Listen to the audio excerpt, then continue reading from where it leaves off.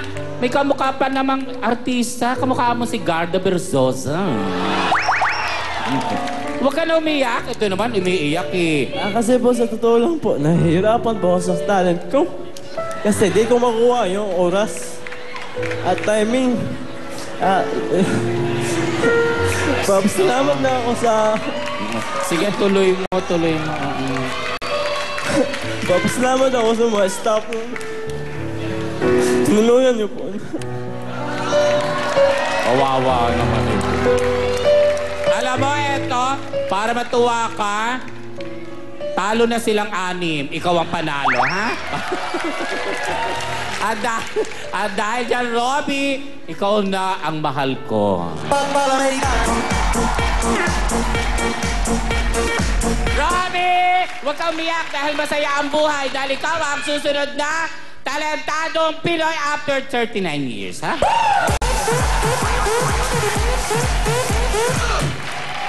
Okay, Robbie, finally, after that first number na masaya kami lahat, medyo nag-dip yung show, at least yung performance mo was something to smile about. Talagang may talento ka. And simple lang, yun yung gusto ko. Simple lang, alam mo kung ano yung strength mo. Pinakita mo na meron kang malakas yung abs mo, malakas yung core strength, and your whole routine, doon naglaro around that. And it should be that way with every performance dito sa Talentadong Pinoy. You have a nice personality. Tingin ko lang, kung i-develop mo pa tong talent na to, try mo lang na habang ginagawa mo yung mga tricks mo, try mo na hindi ka nakayuko, mas magiging mas effective. But I enjoy that very much.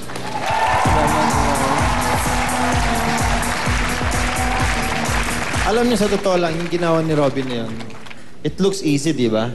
Pero napakahirap ng ginawa niya because kami sa bahay, we have an indoor board at home. Alam mo, yung tumatagalan na gano'n sa indoor board, yung anak ko. Ako, maganda yung balance ko, malakas ako, pero I'll tell you, nahihirapan ako sa pag-balance again. It's really difficult. You have to believe in yourself kasi magaling ka. Alright? Huwag ka na umiyak kasi lahat kami dito napasaya mo eh. Kung yung goal mo ay ma-entertain kami, mapaligaya mo kami, yun na-achieve mo ngayong gabi. Salamat. Thank you very much, Talent Scouts. Okay, Parigo, maraming salamat sa iyong performance. Good luck sa judges mamaya. Relax ka na backstage, pare. Ang pinsan ng ating susunod na talentadong taga Batangas ay nasawi kamakailan lang. At ayon sa kanya, ang pangyayaring ito ay may dalang aral para sa kanya. Makikwento po tayo. So, yung pinakamalungkot na nangyari sa family namin is yung nawalan kami ng pinaka-close naming cousin na si Johannes Reyes na naging biktima ng bus bombing last January 25 lang. So, malungkot sa amin kasi maninibago kami na every occasion na mahalaga sa amin, hindi namin siya makakasama. Pero deep inside sa puso namin, hindi namin siya makakalimutan. At kahit nasan man siya, nandito pa rin siya sa puso namin. Hindi namin palumalag yung pakaramdam namin kasi hindi namin ine-expect na isa sa family namin yung nakasakay dun sa bus na yon at tinatanong namin bakit siya pa. Dahil sa nangyari kay Jay, sa pinsan namin, so lalo kong minahal yung mama at papa ko at sa mga kapatid ko na matulungan pa sila lalo. Sa kabila ng may kahirapan din kami, so nagsusumika pa rin ako para matulungan sila. Displaying the full range of her talent, please welcome Roseanne De Leon, or simply Roseanne.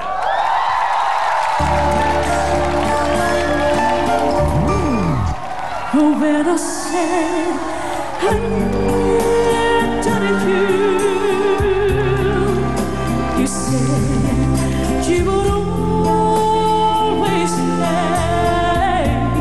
It wasn't me who changed, but you, and now you've gone away.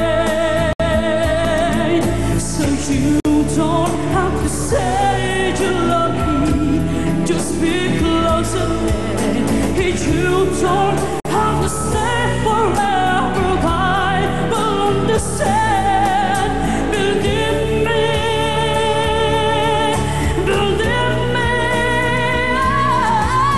You don't have to say you love me, just be close again.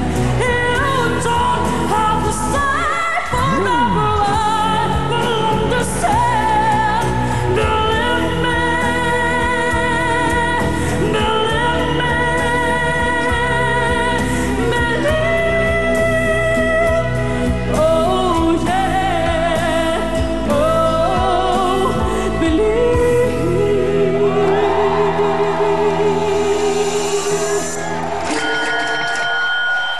Rose Ann De Leon. Hello Rose po. Ann? Scouts, what do you say? Hi, Roseanne. Hello po, idol. Hello there. You proved again na ang mga Pilipino talaga is very talented, especially when it comes to the arts. The way they sing, the way they dance, yun talagang specialty ng mga Pinoy. And napakaganda ng rendition mo ng kinanta mo. I really enjoyed it. Your voice is very soothing to the ears. Siguro yung diction lang and yung pronunciation and just make it a little bit more clear para mas maintindihan ng mga tao. But other than that, I really loved the way you sang. Thank you Kaya, so much, congrats. Miss Rupa. Like Rufa, ang napansin ko, Roseanne, yung diction din lang.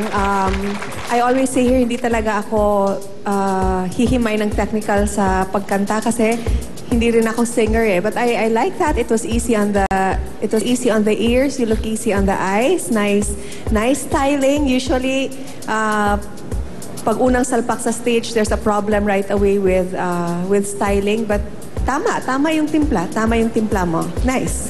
Thank you po. Tayo talaga mga Pinoy, no, mahilig tayo sa music, mahilig tayo kumanta. And that's the reason kung bakit nagiging yung mga judges talagang pinapakinggan kapag kumakanta. And you know what I like about you? Very distinct yung style mo. You have that may grunt ka eh. Di ba? It's very distinct. Tapos pagdating sa high notes, akala ko ganun pa rin gagawin mo. But sa iba mo kinuha mo sa natural. Oh, it's very good. I like the way you sang. And siguro kung kumakanta ka ng rock, no? Papo, variety po, kahit po ano. Oo. Siguro, kung pumasa ka ngayong gabi, kung manalo ka, siguro babagay sa'yo pag kumanta ka na isang rock music. Yes, sige po. Sige, but Thank you so much. trust me, you were very good with your song. Thank you po. Thank you, Talent Scouts. Roseanne, thank you for your performance. Thank you so much. Good luck with the judges later on. Mr. Ryan. Hahabol pa ang dalawang talentado para makisabay sa lakbay ng swerte dito lang sa Pambansang Talent Show ng Pilipinas. Don't go away, babalik ang Talentadong Pinoy.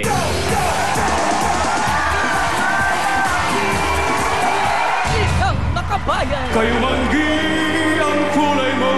at isang naimpluwensyahan ng kanluran.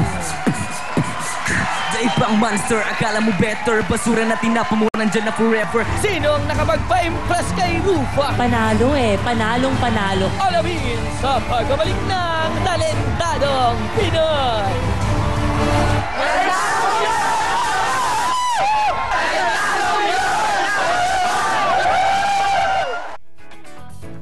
Talentadong Pinoy is brought to you by Blackwater.